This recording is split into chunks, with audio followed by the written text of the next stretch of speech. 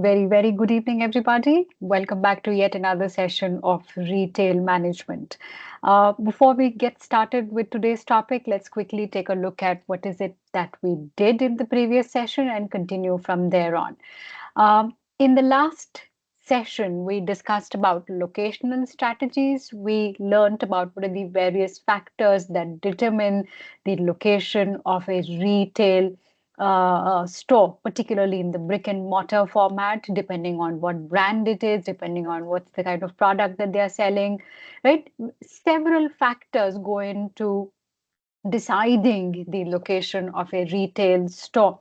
We also took a look at two different models. One is the Riley's model, and then the second one is the Huff's gravity model. We learned about these theories. We also saw several examples, some numerical problems, that the retailers could take into account before deciding the retail location, right? And then we made a brief start to the next topic, that is the store design and layout. Once the retailer has decided the location of the store, it becomes imperative then to begin thinking about what should be the exterior and then the interior of the store look like, right? So this is one aspect that we are going to be examining in detail, looking at some of the nuances that go into the design of a retail store, as well as the different layouts that one could choose depending on what is the store really looking to sell, right? We looked at how the store layout and design is not something that's very functional, but then also has a value in silently and a very meaningfully communicating what the brand stands for and what is it that the store is actually trying to communicate, those subtle messages that the store itself is trying to communicate to the audience. Because we've seen in one of our earlier discussions that retailing today is not just about a store that's selling things. It's a very multi-sensorial experience. So it becomes very important for the retailers to be able to manage those experiences, keeping all of these very important things in mind, right? We did a classroom exercise where we compared two different store layouts, two very different brands, two very different approaches to how they wanted to design the store, right? We saw the different components of store design and layout. We also saw what are the objectives behind a good store design and layout. We continue from here on. In today's class, we're going to be looking at different factors that really affect the design and layout of a retail store. Beginning with the brand, of course, the brand stands for a lot of things, right? The brand has its own aura around it, and there are very subtle messages that the brand itself is trying to convey through different aspects. It could be the product itself, it could be the colors that you're using in the store, it could be the logo, it could be how the layout of the store is designed, right? The brand itself can really determine a lot of these aspects. If it's a luxury brand, you would definitely want to maintain those aesthetics that continue to convey that it is a luxury brand, as opposed to a high street fashion brand. The design and layout would be more functional in its outlook, right? So the brand largely determines what the store design and layout should look like. The total available space, of course, needless to say, guides the design and layout. Now, when I say the total available space, please understand that it's not just what the consumer is exposed to as a customer, whatever that he or she is able to see, that's not the only space we're talking about. There always are spaces that are used exclusively by the employees. It could be for it could be used as a storage, it could be used as an office space. So when we say total available space, it comprises of the customer facing as well as the non-customer facing spaces as well, and it becomes very critical to manage this space very effectively. Types and products, or types of merchandise that are offered in the store. Now, are you talking about a showroom that sells cars, or are you talking about a showroom that sells jewelry, or are you talking about store that sells shoes? Depending on what kind of a product that you're selling in the store, the layout and design will have to be designed in accordance to that, right? Number of departments or sections that a store has. If it's a store that sells only shoes, that means it just has one department. So a visual segregation, or for that matter, any kind of a segregation is not really necessary. But then if it's a store like lifestyle, which has a number of different departments, number of different categories of products that are sold, displayed, so obviously, it becomes necessary to allocate that space depending on the importance that the store is giving to that category, that large or smaller space for that category of products.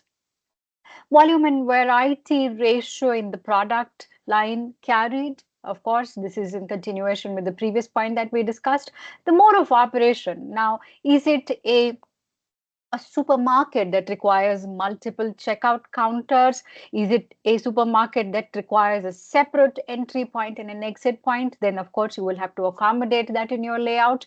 Or is it a store that facilitates self checkout? Then, of course, all of these are very functional aspects that require to be built into this design and layout decisions that you are making, right? Movement required within the store in terms of locating, picking, sorting the product. Now, this is true just both for customers as well as employees. If you're looking at a supermarket kind of a setup, then obviously there are hundreds of categories of products that are sold. Within those categories, there are subcategories. You've learned about hierarchy within categories. So obviously, to be able to maintain,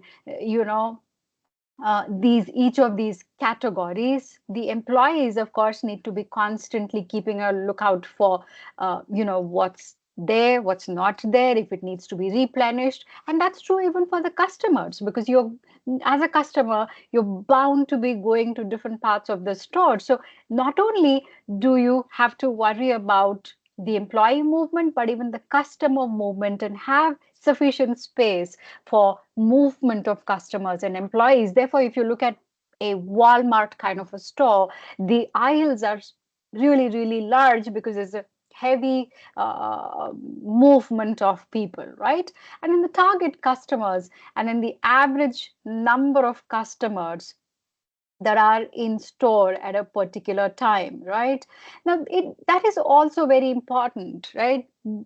There are stores that are very, very crowded. Like, for example, a D-Mart in India, which is also a very popular supermarket, a very popular choice among the middle classes. Why? Because they offer such competitive prices, which so many of them aren't even able to match. Therefore, it always is very crowded. Now, would somebody want to go to a crowded place? It again depends on whom are you talking about. If the audience values lower prices more than the shopping experience, then yes, DMart is a popular choice. But then if it's a customer who prefers a good shopping experience over prices, then probably they would go to a Dorabji or maybe Godrej Nature's Basket, etc. So again, it becomes very important to understand what kind of a clientele are you catering to, and then of course, design your store in that fashion. Degree of changes in operation: how frequently are you likely to change the design of your store, or the placement of the product? If you have observed in supermarkets, very often they keep changing the places where those category of products are kept. Now, it could be to one's annoyance, but then there is the supermarkets have their own reason behind why they keep changing it. It has something to do with their own research that they've done. It could be because the brands aren't very happy being kept there, so they probably pay a higher slot fees to be placed in a more premium place. And there are a lot of reasons, but then the point here being, how often do you see those changes happening in your store? And this is very commonly seen in fashion retail, particularly departmental stores and supermarkets, right? And stock and inventory levels. Now, if the inventory level that you're expected to maintain, if your turnaround time is too quick, then obviously you need a smaller inventory space. But then if your turnaround time is longer, it would mean that you need to have a lot of inventory or stock in the warehouse. So if it's something that's with the store, then obviously it needs to be a lot bigger. But whatever might be the kind of business that you're talking about, the stock and inventory levels also determine the layout and design, because how big or small your stock room is going to be is determined on how quick or slow is your inventory turnaround on the shop floor. What should a good store layout comprise of? Of course, it must guide the customers through the different merchandise. It shouldn't be so complicated. It shouldn't be so confusing that your customers haven't actually even taken a look at half the merchandise that you're selling, right? So it should be easy to navigate. It should also be able to expose your customers through the different categories of merchandise that you have on the sale. Now, as we go along, we're going to be discussing different kinds of layouts. Um, and that's when things will become a lot more clearer to you in terms of why different kinds of stores have those specific layout preferences, right? And the a good store layout must also have sufficient signage to guide customers through different parts of the store. And then a variety of approaches should be used to feature a specific product. Now, that has something to do with visual merchandising, which we are going to be talking about a little later from now. Right? Layouts also sometimes guide through a section of inexpensive purchase, products.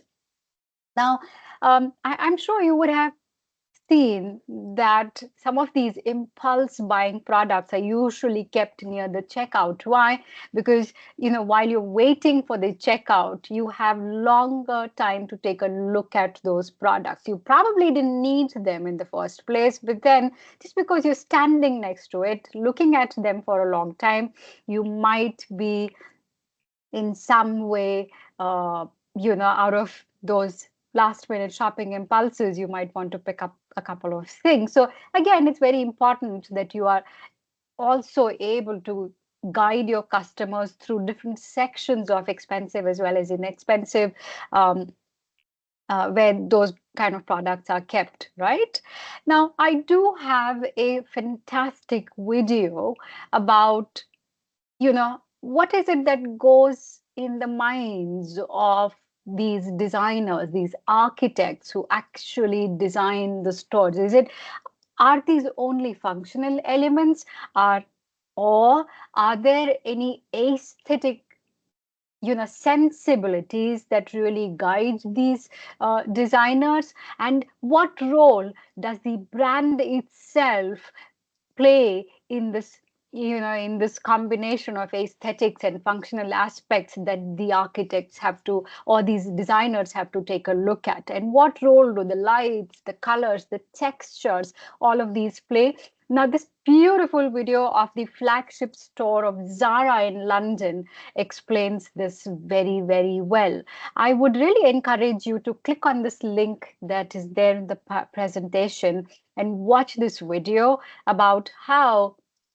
What's also very wonderful about this video is that the designer also talks about the place that she comes from. She comes from a coastal town, and how her upbringing also, her designs usually carry those sensibilities from the beautiful coastal town that she comes from, and she usually tries to find a way to depict those uh, beautiful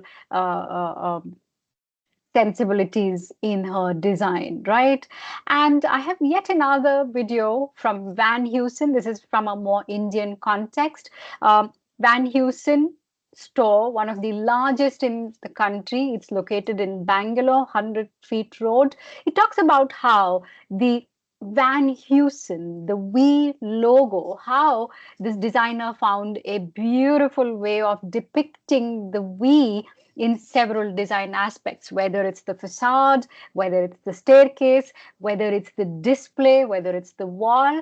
They've tried to find that connection between the logo as well as the brand. Van Heusen, of course, is a premium brand, and not just the premiumness of the brand is expressed through the design.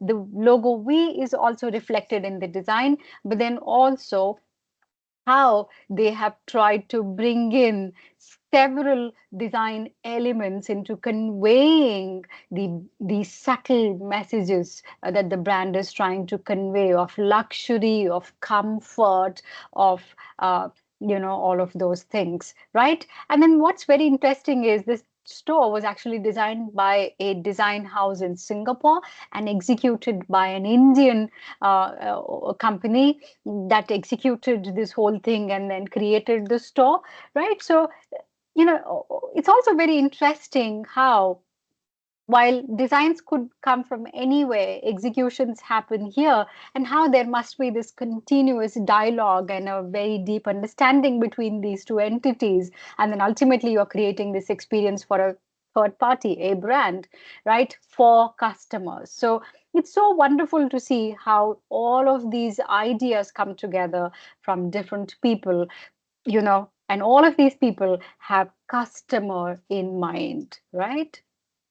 Okay, now let's quickly move into our next section, which talks about different kinds of store layouts. And then um, you know, probably you might not have paid attention to these aspects in the past, but for sure, all of us have seen these different kinds of store layouts. So as we make segue into the next section, I would want you to recall the different stores that you have been to, and if you can recollect any of those layouts as we go along. Right now, when I say store layout, it does not necessarily mean only the front end of the store, which the customers can see and walk around in, but it also refers to the back end, which probably only the employees have access to, right? That could be the storage area, that could be the office area, that could be the place where the employees probably relax, maybe get a cup of coffee or have their lunch or whatever, right?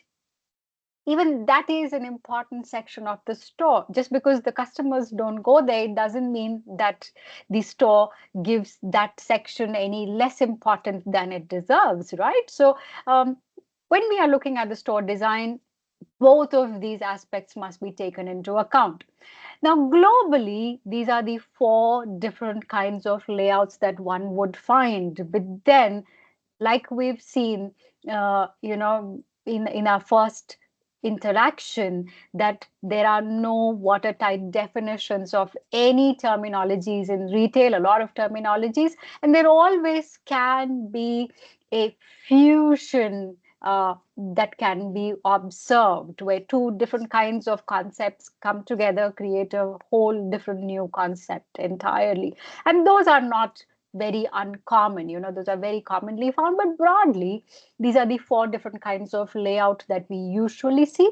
And then these are the most commonly used names to describe those. The first is something that's called as a free flow or boutique layout.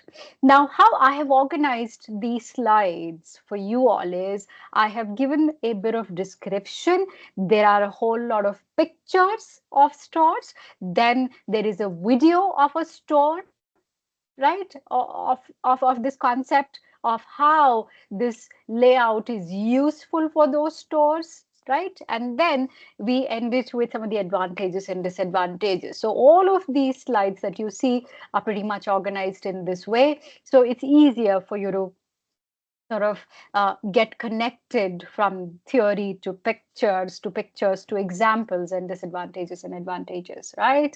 Now, free flow or boutique layout is probably the most simplest and commonly found layouts globally. Right now, it's useful typically for stores that are smaller in size. Usually stores that are 5,000 square feet or lesser typically use this layout. Now, once again, there is no hard and fast rule. There could be a supermarket that's less than 5,000 square feet. We see several of them in India here. But whatever might be the case, the rule of the thumb is the smaller stores typically tend to use boutique layout because it's just easier that way, right? Because given the space is small, given that they can only display fewer things, given the space constraint, right? Now, boutique layout does not really follow any set pattern in terms of the layout, right? It may be symmetrical, it need not even be symmetrical. So in this case, we see that this is a very symmetrical pattern, right? Where one is entering from this point and then can either go through the right or left, can go around the store, take a look at different display units that are kept here, pick up the product, come out. Maybe there's a checkout counter somewhere around the corner here.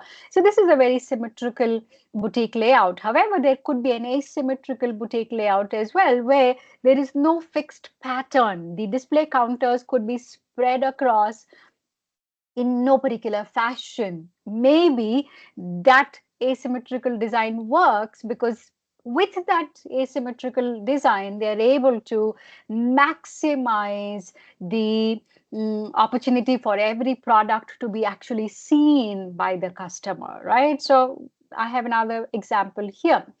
Or they could be, this is another example of a boutique layout for you here. Again, this does not follow any symmetrical pattern.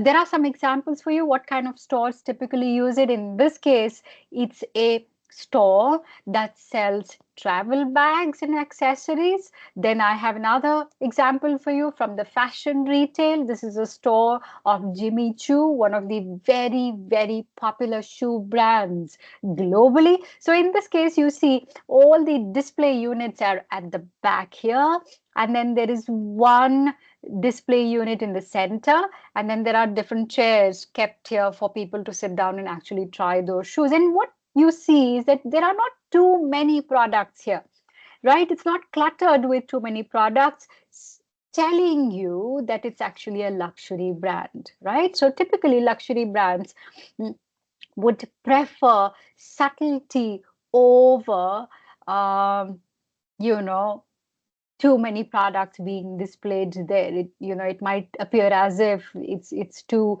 crowded, and then their unique products are not getting enough attention. Okay. And then I have another example of this brand called as Virtue. Virtue is a brand that makes custom mobile phones, right? So if you're not happy with your Samsung, or if you're not happy with your iPhone, you want something that if you want a phone that reflects your unique style, then there are these brands. And like I said, this is a custom made phone. So therefore, the store here really is just a shop front where one could walk in and then take a look at different designs and then place the order.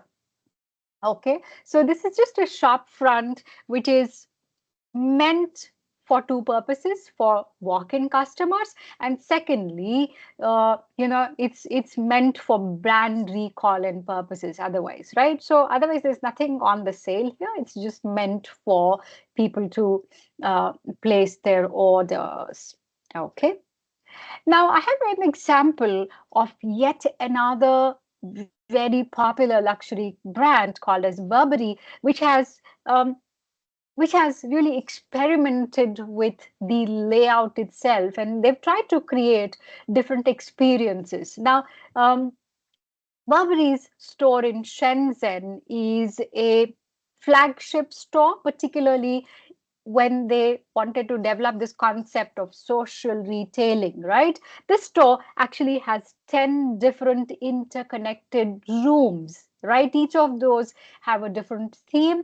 They're probably trying to sell different things out of those 10 different interconnected rooms. And what's really wonderful about this store is that this beautifully seamlessly merges the online and offline shopping experiences, right?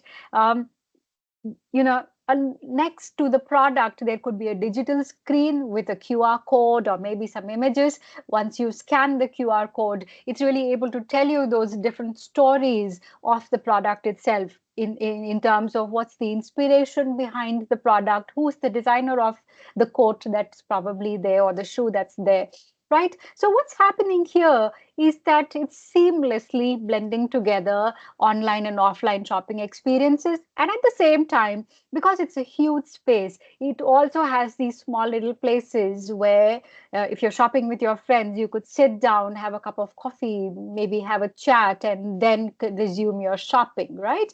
So the socializing while retailing is something that they've tried to create here through the Burberry store. I have a very wonderful article here that talks about this experiment that Burberry did. And, um, it's not possible for, all kinds of stores to adopt these strategies. It's possible for only some exclusive premium or luxury brands only, because imagine, if you're taking a store in a very expensive area and to have 10 different rooms uh, that has a lot of socializing space, it obviously has to be a luxury brand which can afford to spend that kind of a money on these experiences, right?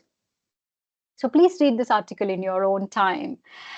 And then there are some more images for you of the boutique layout. And then this is an image from uh, Paris Gallery. It has presence in different parts of the world. The store is from Dubai, right?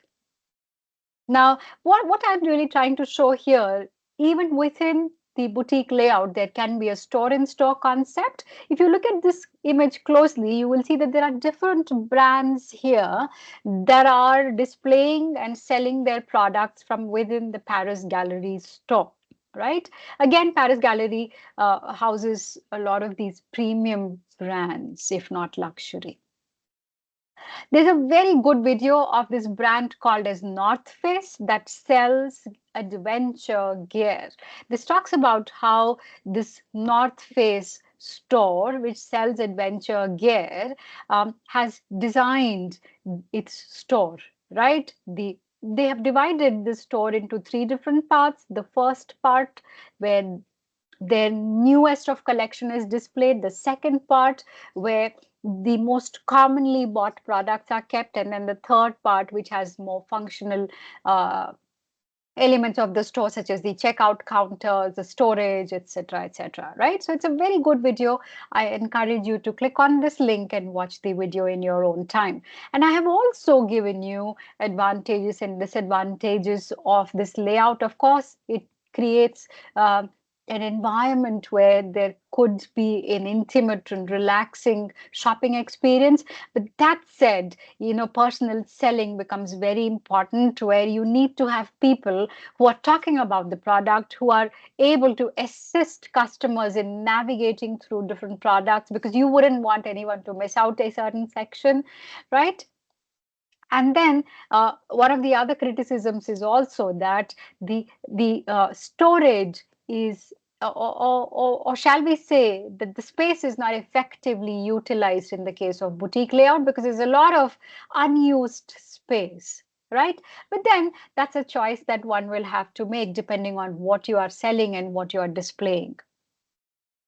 The next, we come to the second kind of layout, and it's called as the grid layout. As the very word grid it means that the shopping or rather display sections of the store are neatly arranged in parallel aisles, right? Now, what kind of stores do you usually would imagine that have a grid layout? You are right. These are usually the supermarkets that have these parallel, display units, those parallel aisles where people could walk on both sides. The products are displayed, and then one could pick up the products of their choice. And then usually these in the beginning of the aisles, it is mentioned that if you walk into this aisle, what's the kind of product that you are likely to see? Are these tissue papers? Are there water bottles kept? Are these soft drinks that are kept over there? Are these organic vegetables that are kept there, or organic produce, cereal counters, whatever it is, right? At the beginning of the aisle, the description of the products, or rather the name of the category is mentioned clearly in the beginning of the aisle. Right now, these are some of the examples of what the grid layout might look like. Right, if you ever get this question in your examination, it would be useful to draw these things so that the examiner knows what you're talking about instead of just a descriptive essay. Um, Now, it's possible that the store might have a common entry exit point, or in some cases, they might have a separate exit and separate entry. That again depends on the store itself, the space that's available, and then generally, how wide is the entrance that the store has. These are some of the examples here. You will be able to clearly see that there is a large central aisle that's running through the center of the store, and then there are those sub aisles, right, that take you through different sections of the store. Now, if you were to look at it visually, it has a very, very predictable pattern, very clean and neat pattern, and there is a certain organization in the layout itself, right? Which is true in this case as well. This is a larger store, and in this case, it's a smaller store which has still managed to use the grid layout very, very efficiently. Okay, and then I have another YouTube video for you which talks about the psychology behind supermarkets entrance, layout, and shelving. So if you watch this video, you will see that why always supermarkets keep the fresh produce right in the entrance, right? It is to indicate, the ideas of freshness, and then all these beautiful colors of fruits and vegetables are really inviting. So therefore, usually all the supermarkets have fresh produce right in the entrance, and you will see that the most common or most um, preferred brands are kept at the beginning of the aisle or at the eye level. That's because A, that these are most frequently bought products. B, these brands also pay something called as the slotting fees to make sure that their products have got the most or a point or a very, very vantage point or a very easily accessed point, or every customer is actually able to take a look at those products. There are these very premium spots within the supermarket also, and definitely the brands have to pay for those slots. It's not a lot of times you see that some brands are kept at the bottom shelf where hardly you are able to see what it is, or maybe it's kept on top where your hands probably don't even reach. I at least face that problem. But whatever it is, these are brands that are not often bought, or it's possible that they didn't pay higher slotting fees. Okay. Um, what are some of the advantages? Of course, it's cost efficient, less wasted space, very visually very organized, and you just need to buy very standardized fixtures in terms of shelves and other things. And what's not so great is that it's visually very not exciting, it's very mundane and boring, one might say. But then again, depends. I, for one, like things organized, so I don't mind the grid layout, right? Anyway, let's move on to the next layout, which is loop or racetrack layout. As the very word suggests, racetrack layout is something that's designed in the form of a loop or a racetrack where the beginning point and then the end point may be either same or different. However, what's very interesting about this is that why does it have to be a racetrack? Because if you entered the store from point A and if you want to exit, you necessarily have to pass through the entire store before you actually check out. And that's the whole idea. That's the whole idea where the the layout is really trying to make sure that you've passed through every section of the store. Why? Because they want you to take a look at different products that they have. You probably have not put some products on the list that day, but then just because you're walking through that section, just because you saw that product and then you are either reminded to buy that product or impulsively you bought that product. So whatever might be your reason, but then a racetrack or a loop layout makes sure that you're actually seeing everything that's on the display at the store. Okay, these are some of the examples for you. And if there is any brand that has mastered the art of creating these racetrack or loop layout, it is the IKEA store. Now, I'm not talking about the smaller stores that you have in India here. There are reasons why IKEA had to make that departure from mega stores to smaller stores for an Indian audience. That's for a little later.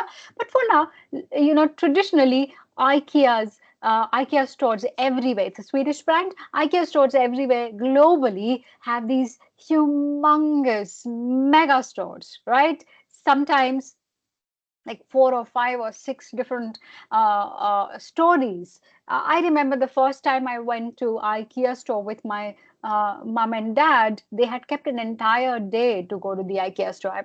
In a different country, IKEA wasn't there at that time in India, and I asked my mother, "Do we really need an entire day for IKEA?" And then my mom said, "We'll see."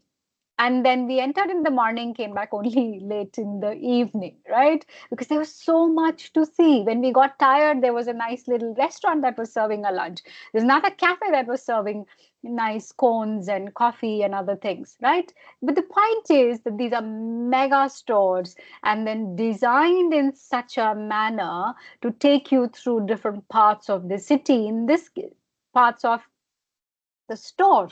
Yeah, I mean, of course, they are like small cities in themselves, but whatever might be the case, you know, uh,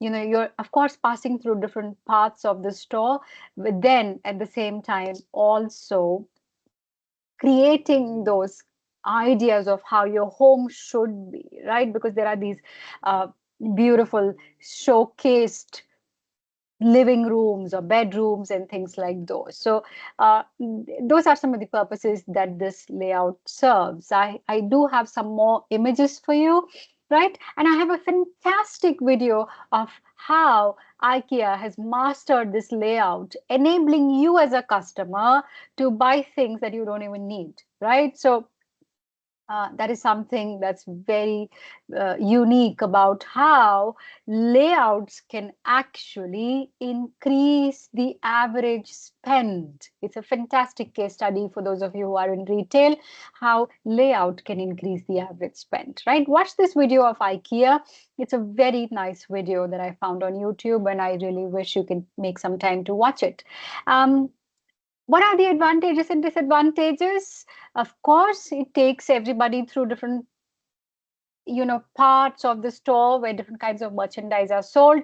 But then the disadvantage is that it can annoy some customers because let's say they only had like 20 minutes to quickly pick up the pillowcases and come out of the IKEA store, but because they are forced to walk the entire store, they're not able to finish that shopping trip in 20 minutes, right? So they have to go to different sections where they don't want anything, and they're wasting a lot of time. So the customers are really forced to follow the path, and they don't have a choice. The lack of choice for the customers is what's really a huge disadvantage in the case of racetrack layout.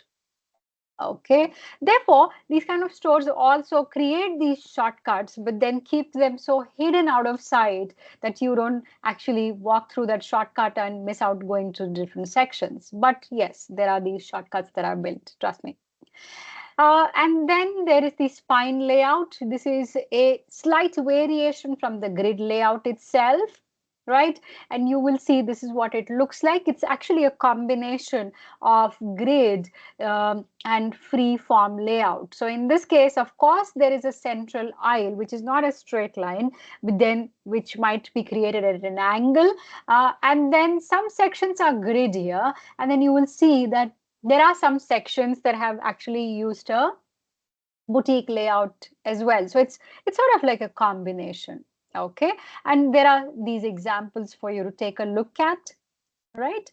And what we're about to look at now are really some of the variations and combinations and hybrid layouts. Herringbone is another layout. Don't be surprised by the name. It's named after the herringbone fish.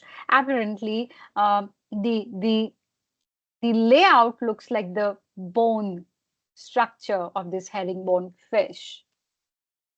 This is another variation of the herringbone layout. And then these are all the fusion or hybrids that I was talking about. You have the straight store layout, diagonal store layout, which is just a variation of the grid. It's just that they're not straight, but then kept at an angle. And then angular store layout. You have the geometric store layout, mixed store layout, etc., etc. Right? So you might, it's very likely that you will come across some other different name or a term that's associated with the terminology.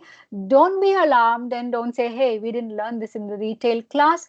But then it's but very natural for retail industry, which is evolving so fast, to come up with different fancy terms essentially to describe their layouts, right? So it's a very evolving scene. Now, we've spoken about brick and mortar stores, but what about online stores, the websites that you visit, right? Aren't they also stores? Shouldn't the retailers also worry about the layout of the website itself, right? I'm sure you must have learned this as part of your digital marketing, but then I still do have some content here for you to read. So please do read in your own time. All of this is very self-explanatory, and I have also given you several examples to describe it, right? Okay, so next we move on to the topic that discusses signages and graphics in retail. Now, don't think that signages and graphics are very functional in nature. It's just very physical. But then, as we go on, I have also discussed how digital signages and graphics are revolutionizing the design of the brick and mortar stores globally. It's become very fascinating, and there are global conglomerates like Samsung that are in this space and have exclusive divisions that cater to only retail signage solutions, right? So that's how big and evolved this space is in retail. Right? Now, what are signages? Signages basically help customers to easily reach their desired destination, of course, and then graphics add personality to the signages. What are the different kinds of signages that you see in the retail store? Of course, there are the exterior signages, informational signs, wayfinding, persuasive, and category signages. We'll quickly take a look at what these are. And then, of course, I do here have images and videos in this section also to better describe what we're talking about. Now, store exterior signages are very critical. It's not just meant to say that, hey, you know what, this entire store is of this brand? No. But then the exterior store layout, exterior signages must also be attractive enough to encourage onlookers, right, who are probably passing in front of your store. They come across this fancy Swarovski signage that that says, you know what, if the exterior is so fancy, very likely that what's inside also could be very interesting. So idea is not just to announce the name of the brand, but then also to convert onlookers into potential shoppers, right? Once they are on the inside, the visual merchandising on the inside really takes care of the rest of it. You probably, out of curiosity, stepped in, but then once you stepped inside, what's on the inside is so beautiful that you are actually encouraged to walk a little more and explore a little more. And hasn't it happened to you? Of course, it has happened to everybody. All of us are walking impulsively into different stores in our shopping trips. Now, the next category of signages are informational signages. Now, what are informational signages? Those are the ones that are giving you a brief description about the product, probably also giving you the price of the product. But then these are the signages that are converting a potential shopper into an actual buyer. Why? Because the information that's meant to be there, or the information that's put there, is to describe the product in such a way that you're actually interested in reading some more or knowing some more about the product and perhaps even buying the product. So is it always a placard like this that's kept? No, not necessary. There can be very creative ways of using this. In this case, the products are displayed on the wall. In this case, the trousers are hung there on the wall. And then you have the brief descriptions that are painted on the wall. Isn't that very interesting and visually intriguing as well? It will want you to walk a little closer to the wall and read what's written there, right? And then is it just the wall? No, not quite. In this case, in this image that you see, they have used even the floor to talk about what's kept on the shelves over there, right? They've used the shelves. In some cases, they use the roof, the ceiling as well, right? In this case, they've used digital screens that keep probably showing videos or moving images or whatever it is. But then, because it's digital, there are a lot of color possibilities, and then one also gets to read a lot more. Maybe it's interactive even. It could be passive where the pictures are moving. There could also be those touchscreen interactive screens as well, where you can actually slide or scroll or whatever it is and then get a lot more information about the product. And then the third kind of wayfinding signages. Now, these are very important, particularly for stores that are huge, right? You wouldn't want to be lost in the store. So the store makes sure that they have these wayfinding signages everywhere that help you navigate through different sections of the store.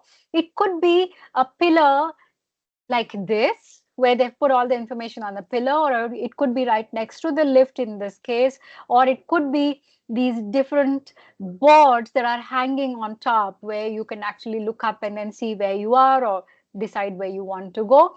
Or it could be those digital screens even that are kept at different places, which will tell you where you are and which will also show you where you want to go, give you some basic directions. uh, for stores that are not entirely very happy with this, those that even have the money to make an app, there are stores that have made an app as well, where it tells you where you are, and then you can probably put the name of the product which you want to buy, and then that app will guide you through different sections of the store, right? So these are some of the very creative and digitally enabled signage solutions for you. right? And then, of course, there are persuasive or promotional signages. For example, if it's a sale that announces a price drop, or a signage that announces buy one get one free, or a deep discount, whatever it is, whatever that's on the offer. All of these again are very interesting because they are the final uh, point of persuasion where the retailer is finally able to convert that customer who's sitting on the fence deciding whether should I buy or not buy. Probably the price drop is what will push him to buy, actually buy the product. And you will find that usually these promotional or persuasive signages are in very loud colors, because the idea is to attract the attention. Either they are in red, or probably usually in red. 90% of the times you will see that sale is associated with color red, or rather color red is associated with sale, and you will find that red is a color that attracts attention. Therefore, these really bright colors are used. As we go along in the next section, we will also look at how colors are used intelligently to design the look and feel of a store. And then we have the category signages, which refer to the different categories that the store has within it, right? It could be the cheese or organic fruits and vegetables, men's and women's section, children's section, etc., etc. Okay. Now, what is the importance? I do have some theory for you to read. Please read them in your own time. And what I really want you to do in your free time is click on these links and watch two very interesting, very informative videos about what is it that the retailers are looking for in their digital signage solutions, right? Now, in this case, a retailer's perspective about what purpose does a signage serve, and then what is it that they want to achieve through these signages. That is very wonderfully described here. And then the next video that I have for you is how this is a brand video of Samsung, which talks about how Samsung is creating signages not to replace the traditional signages, but then these digital solutions are really complementing and working seamlessly with these traditional signages to achieve the retail goals of the retailers, right? Very interesting videos. I think you must definitely watch them. Next, we move to a very interesting section, my favorite section, visual merchandising, which talks about how creatively retailers are creating those retail spaces within the store to make it visually engaging, right? Anything beautiful, anything unique, anything colorful automatically attracts attention. People are drawn towards it. People are spending a little more time than they usually do looking at that space, looking at that corner in the store. For example, here, if you see, this is very unique. There's a little corner that is of a bookshop, and then instead of the books being stacked one upon the other or maybe kept in a rack, they have been put on the wall there. That's very unique. People are, out of that curiosity, at least people are drawn towards that section, right? This is what we're going to be looking at, how retailers can creatively you know, make it their stores more visually engaging, right? Now, visual merchandising refers to anything that the customers are actually able to see inside of a store. It could be in the form of a unique display, it could be in the form of a decoration, it could be the sign, it could be the layout itself, anything that's visually very attractive really is under visual merchandising. If you see this particular picture on the right hand side, this is of a brand that has just introduced very colorful trousers, your chino pants. Now, if you see, did they just hang it out there? No. Very unique, isn't it? They have these paint um, boxes that are pouring out those colored paints, and then it's as if those colors are pouring out, creating that trouser for you of that color. It really gives you an impression like that. How beautiful is that? This is interesting. People actually want to walk in and see, hey, you know what, these look interesting, why don't I quickly go and buy this? Okay, so visual merchandising and display, it could either be in the form of a window display, which we are about to learn in the next section, or it could be some kind of a display that has been created very artistically. It also includes dressing the mannequins, etc., etc. All of those really are part of your visual merchandising. Now, what are the different elements? The storefront, of course, the store interior, which comprises of layout and the store space, and then the merchandise display. All of these come within the scope of your visual merchandising. We've already learned about the layout. We are going to be looking, we've already seen the storefront briefly. We're going to be looking at the store space and merchandise display as we go along. Now, when we talk about visual merchandising, what are the various elements that it comprises? Of course, there are the colors which play a very strong role in visual merchandising. There is the lighting, there are the props, backgrounds, the interior, and flooring. And we are going to be discussing each of these in detail. Now, do you know that visual merchandising within design as a uh, area of study, uh, it's a career in itself. Students of design specialize in retail and visual merchandising. And it's a very highly paid job because it's a very creative area. It's a very highly paid job. There are companies that specialize in visual merchandising. Um, let's quickly move on to colors, right?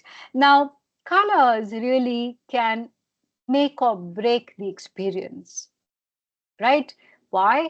Because they can set the mood, they can, convey different messages about the theme, about the brand, attract the attention, or lose somebody's interest altogether. So, colors are very important. One must be very careful not to overdo the colors, right? Because attractive colors can attract attention. Loud colors can attract attention. It doesn't mean that you put together like 7 8 different colors, because then it can really confuse and then can become very visually unaesthetic.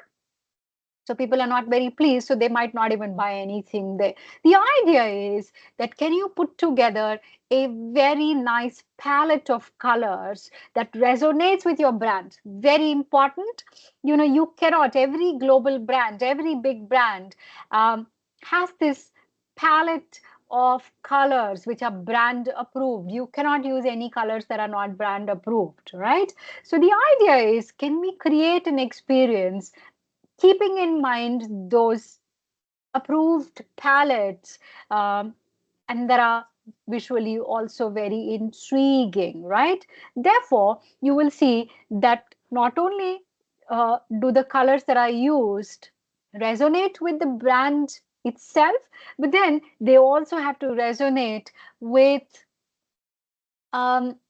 probably a festival that's coming up, right? If it's Halloween, you will see that black color is something that's often used. If it's Valentine's Day, then you see colors like white, red, pink are used.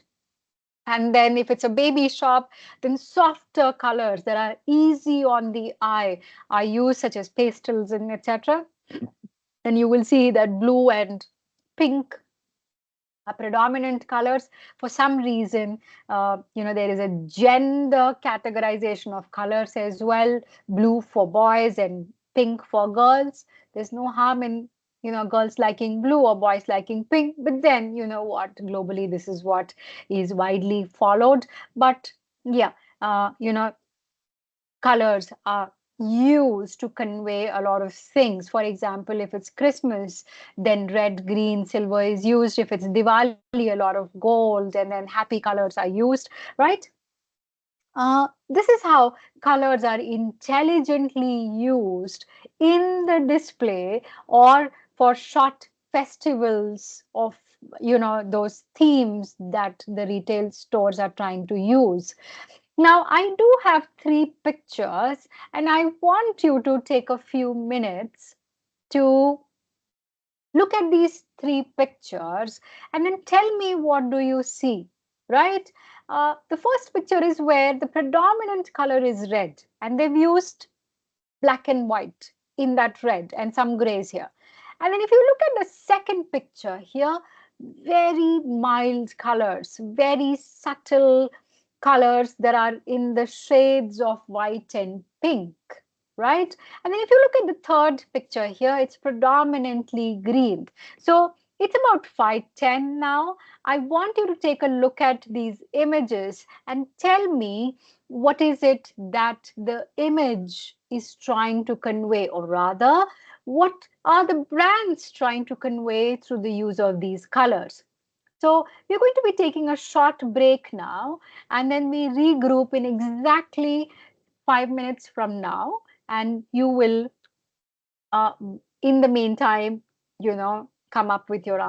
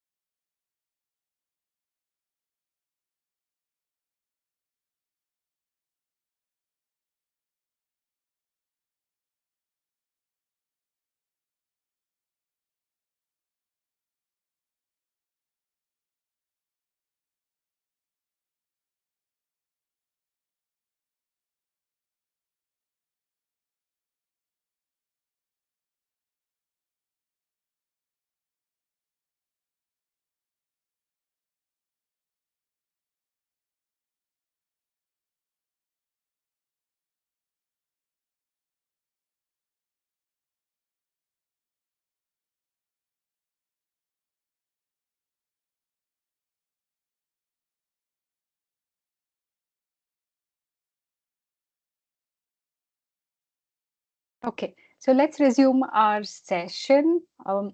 These brands, I'm sure you must have had the time to look at these pictures, make your own ideas about what these brands must have been. If you look at this picture, would you not imagine that this caters to a younger audience? The colors are very vibrant, colors are very youthful.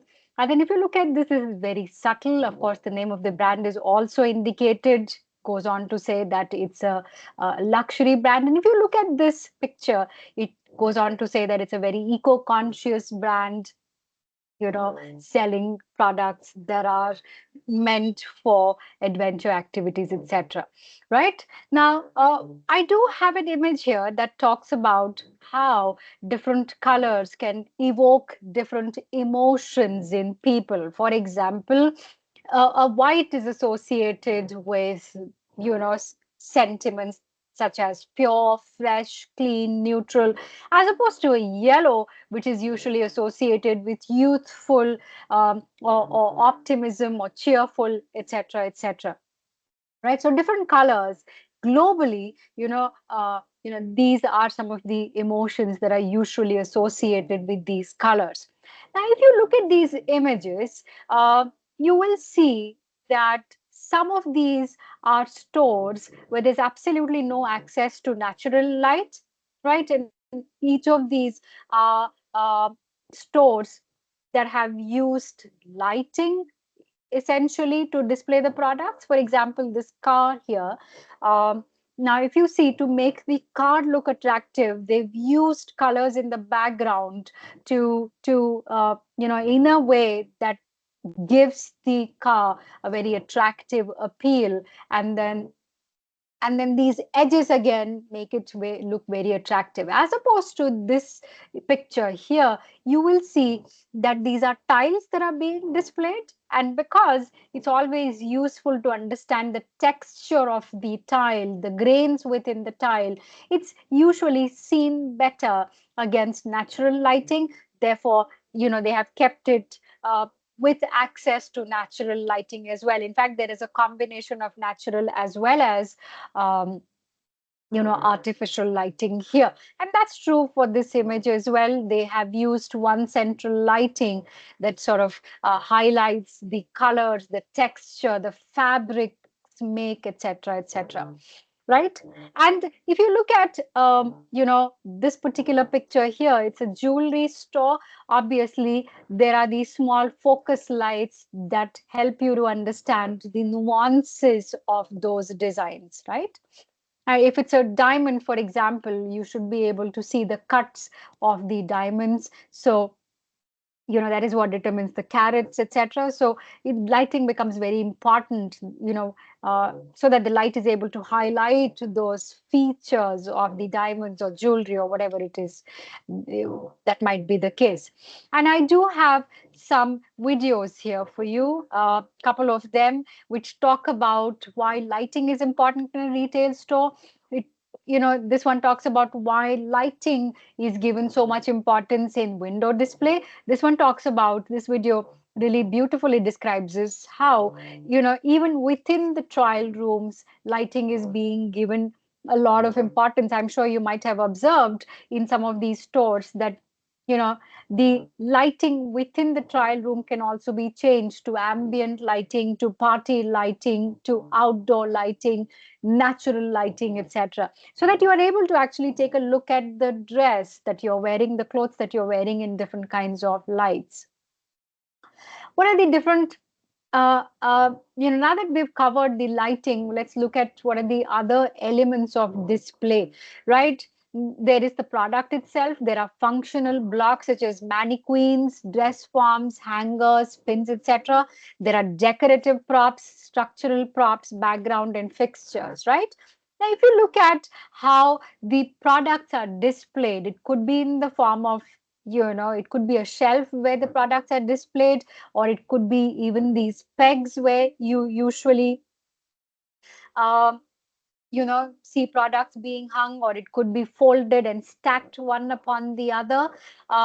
And then, of course, it could be displayed using hangers like these, or it could be used, or there could be these large bins where, these soft toys and things like that could be dumped.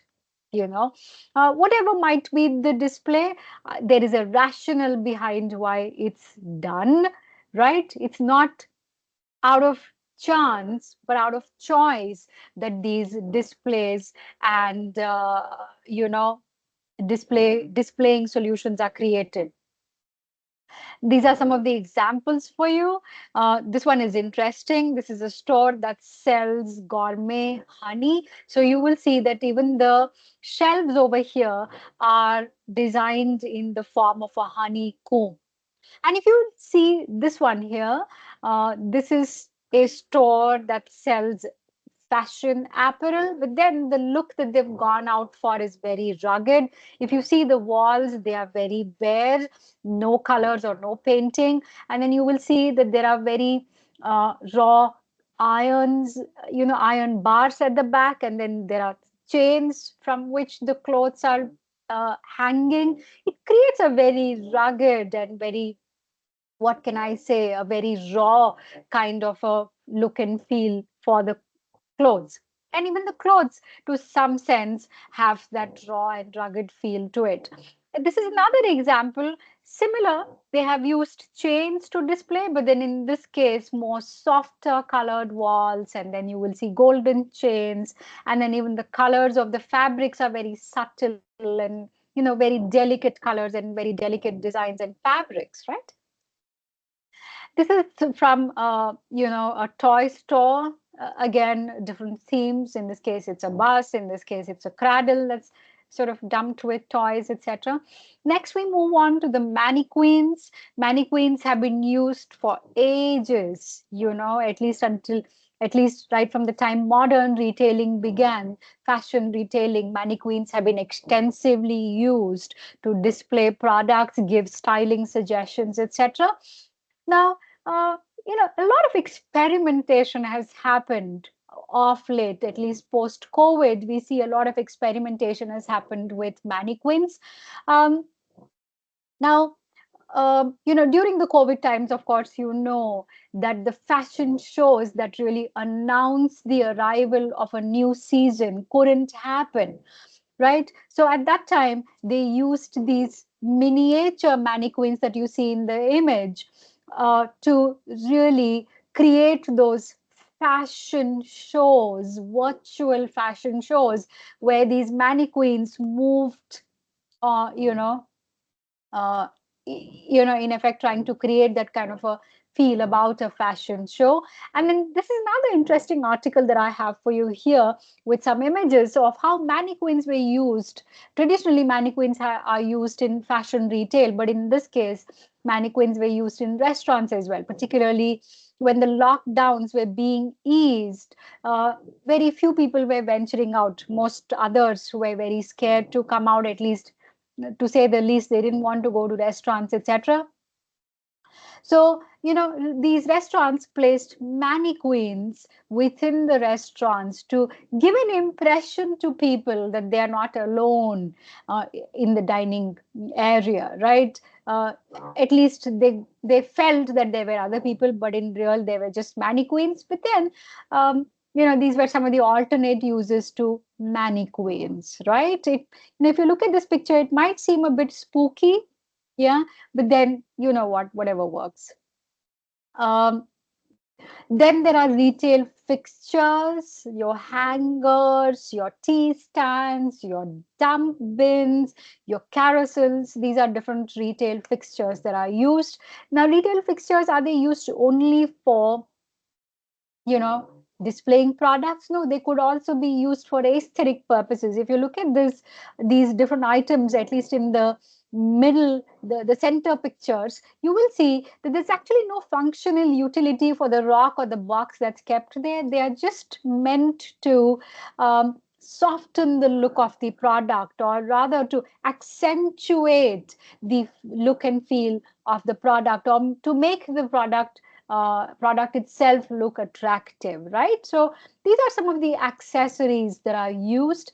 And of course, there are other very unique and interesting accessories as well, right? What I have for you is a video that talks about how all of these different elements that we spoke about, whether it's the layout, whether it's the design, the color, the flow, the flow of the layout, all of this, how all of these elements come together in a retail store to create a retail experience, which also translates into increasing the average sale for these stores. Because let's be realistic, whatever that we are doing in the retail store, ultimately the goal is to increase or maximize the sale for the store, isn't it? Otherwise, why would you want to spend so much, right? So the idea is, by creating these experiences, are we encouraging more sales? How all of these elements come together to meet and achieve retail goals. That's what this beautiful video talks about. I encourage you to watch this video in your own time. Next, we move on to window displays.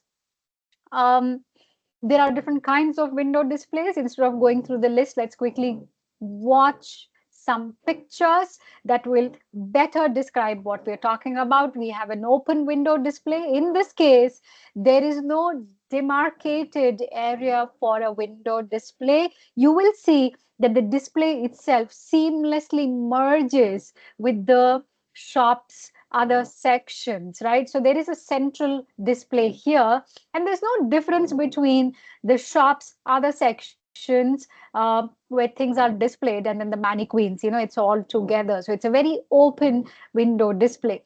And then you have the exact opposite of that, the closed window display.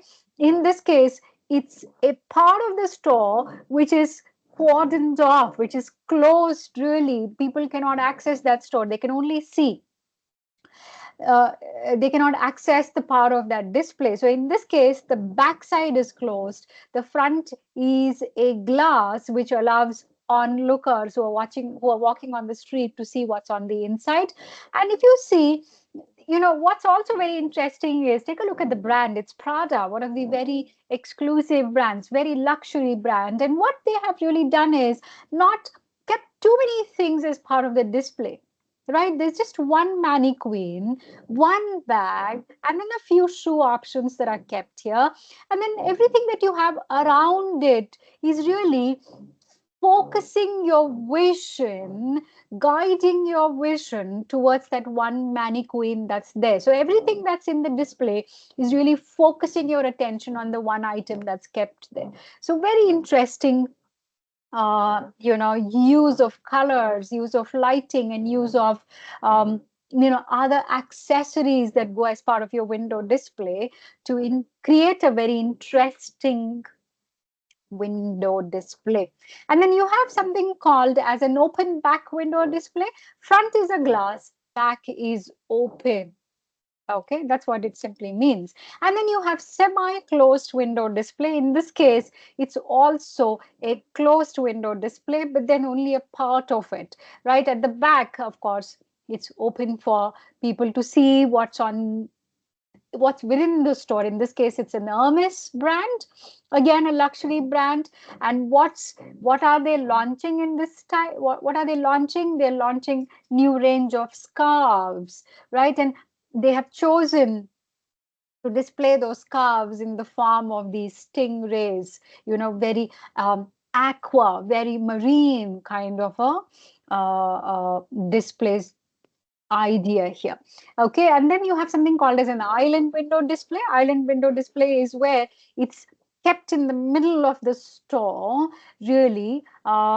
It could be open, it could be closed, but more often it is always open. So in this case, this island really is drawing attention towards what's new in the store. So does it have to be an elaborate solution like this? Not necessarily. In this case, they've used hangers. If you look closely, these are hangers that have been very creatively put together to create a little groove where things can be displayed. And then in this case, again, it's an elevated window display. In this case, nothing is kept on the ground. They've used very nice, colorful swings on which they have shown part of the mannequin sitting, or probably the product itself being displayed. Corner window display, again, very um, elaborate it has to be. Why? Because the corner stores are always in high demand. Why? Because they have access from two different parts of the city. And not just that, uh, it also gives opportunity to have displays on both the sides.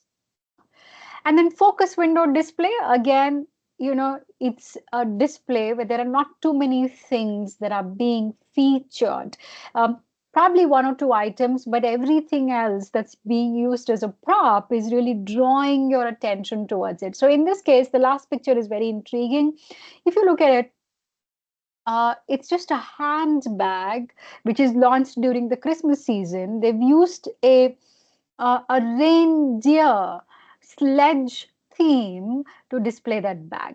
And that's true even in the case of this Prada bag here. No, this is a Louis Vuitton bag. In this case, it's just that one bag, and then everything around it is really so subtle. But then what stands out is that one bag, right? So again, very interesting solution. Okay, and then you have flooring. Uh, Different kinds of flooring depending on what is the product that you are selling. If it's a supermarket, obviously you do not want a carpet. Why? Because there are a lot of things falling. A crate of milk may fall off, or vegetables might get fallen and people might stamp. So you need a floor that's easy to clean. So in this case, they've used granites, or it could be a wooden floor, or it could even be vinyl, it could even be a laminate or ceramic or hardwood or whatever it is. So not only should flooring be functional, but then they could also be very aesthetic in nature. So if you look at the first picture here, the ceiling, the floor, and the wall, all of them are of the same color. Why? Because it's a small store. So smaller stores, if you have one common light color or a subtle color, it creates a visual impression of depth, right? It might seem as if the store is bigger than what it actually is, right? So that's the sense of illusion. Really, illusion of depth is what is being created through this kind of a scheme here. Now the second image is where you have a visual appeal which makes it seem as if the floor and the ceiling are in some way, some beautiful seamless way, are interconnected, right? And then in the third one you will see that while the background is they've used very subtle colors, one could even say dull, but then they've used some pop of colors through the furniture, and then all of this is really coming out together very, very well because of the rich timber floor that they have at the bottom. If you see, that is what really conveys the richness of the entire visual experience that they've tried to create here. And does it mean that the floors always have to be very subtle in color? No, not necessary. One could go bold and use very vibrant colors as well. Okay. Now, what's the importance of visual merchandising? Of course, we've discussed several of those. Please read these points. And what is it that one must not do? Use too many signages, use confusing traffic patterns. No, too much propping. Again, not a great idea. And if there's a disconnect between what's on the exterior and what's on the inside, which again could really create that very confused appeal of the brand itself, right? Very poor lighting may not highlight the features of the product. If there's no common theme that's binding all of this together, then once again it creates very inconsistent appeal, and therefore the consumers are not really able to form those very definite ideas about the brand if the look and feel has a very confused, outlook to it. Okay. Now, all that we've discussed so far is about a brick and mortar store. What about online? Is there any scope for visual merchandising in the online? Of course, yes. Now, what is it that you can do to create that visual merchandising experience in websites? Of course, have attractive product images, right? Content from satisfied customers is something that'll, therefore they have those reviews and stars against each of the products, because people are not going to buy just because you are describing it beautifully. People buy because other people have bought and they are satisfied. It that sense of quality, for people to form those perceptions, it also needs reinforcement, right? And color and overall aesthetics of the website itself. Now, the layout that you have on the website, how well does it look? Or does it optimize based on the mobile screen? Again, that's very important. Ranking strategies, right? Again, that's also very important. And any personalization, right? Do you give them option to uh, you know decide what's the background color of the website, or are you giving them options in terms of, if it's a apparel store, do you have you created those options where people can actually visualize themselves wearing those clothes? All of those are some of the ideas to visual personalize the shopping experience, right? And then there are, of course, other strategies that one could use. um, these are some of those examples, and please read them in your own time. Okay, and I do have some examples to make you understand that better. So this brings us to the end of module 2. Okay. Now, what we are going to do quickly is move on to module number 3, which talks about the next very interesting operational aspect of retail, and that is merchandise management.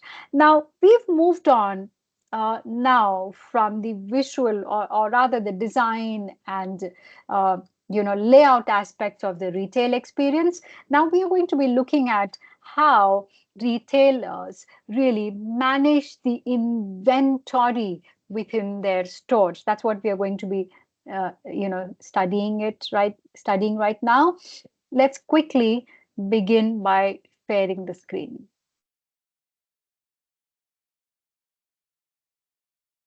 Okay.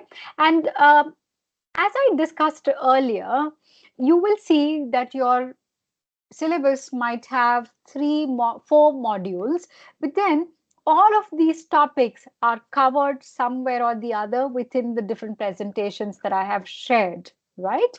It need not be in the same sequence, but then positively, all of these sections are covered in the presentations that will be shared with you. Okay. And again, like every chapter, if there are any topics that you want me to bring in as part of the discussion, please reach out to SSODL, your course coordinator, who will be able to convey it to me, and time permitting, I can bring those new discussions into the classroom. Okay. Now, let's quickly understand what is the meaning of merchandise management. What is merchandise? Merchandise simply means the products that are sold through the retail store. If the retail is in the business of selling shoes, then shoe is the merchandise. If they are in the business of selling phones, then phone is the merchandise. If they are in the business of selling televisions, fridge, laptops, and all of those are your merchandise. Why does merchandise need management, right? So that you are able to sell the right quantity of the merchandise to the right audience at the right place and at the right time, and definitely at the right price. You know, as easy as this might seem, merchandise management is one of the most difficult operational aspects of a retail business, and which is what we are going to be trying to learn. How do retail businesses manage their merchandise as well as operations, right? Now, merchandising is essentially planning, buying, and selling of the product. So, all of these functions of a retail store: planning what to buy, when to buy, how much to buy, at what price to buy, actually buying those. In retail, it's called as procuring, right? Buying. And then, of course, how to sell those, whether online, offline, purely online, all of those functions are cumulatively combined under one function of retailing, and that's called as merchandising, right? What are the different factors that influence merchandising? The size of the retail operations, of course. How large is your store? How large should the storage space be, depending on what your turnover looks like? How many daily customers do you have, right? All of these aspects determine merchandising. What are the different shopping options? Are you only online, or are you online plus brick and mortar, or are you into hybrid operations? Are you selling through intermediaries? So all of these aspects determine the demand that you are actually generating through these different outlets of sale, right? So multiple outlets of sale would mean that you must constantly keep catering to the inventory requirements of all of these outlets. And separation of portfolios means that you know a large store like a lifestyle, for example, will have a fashion category, will have a lifestyle category, will have a makeup category, right? And each of these categories require different kinds of expertise on part of the people who are buying for the store. I'm not talking about the customers, but then these are procurement specialists who are buying on behalf of the store from the manufacturers, from the wholesalers, from the stockists, right? So each of these different categories require different expertise. If it's about makeup, then I, as a makeup expert, must know what are the brands that are selling quickly, what are the new brands that are coming into the market, what are the new Korean brands that are coming into India, which are the ones that are becoming popular. So each of these are highly specialized areas, and therefore retail stores have different portfolio managers for each of these categories, and they are the ones who really manage these merchandising operations for these large stores. If it's a small store, a small setup, then one person, the entrepreneur, perhaps can take care of all of those. But in this case, for large stores, definitely there has to be a segregation in portfolio, because each of those require different expertise. Now, what are the different types of merchandise that you see? What is the meaning of merchandise mix? Merchandise mix really represents a full range of product categories and then the functions associated with it. In merchandise mix, you have variety, you have assortment, and you have support, right? Now, uh, this is something that requires a detailed understanding. And what we will do is perhaps continue this discussion in the next class. But before which, let's look at the different types of merchandising. And we will end today's session with this learning about different kinds of merchandising. Okay.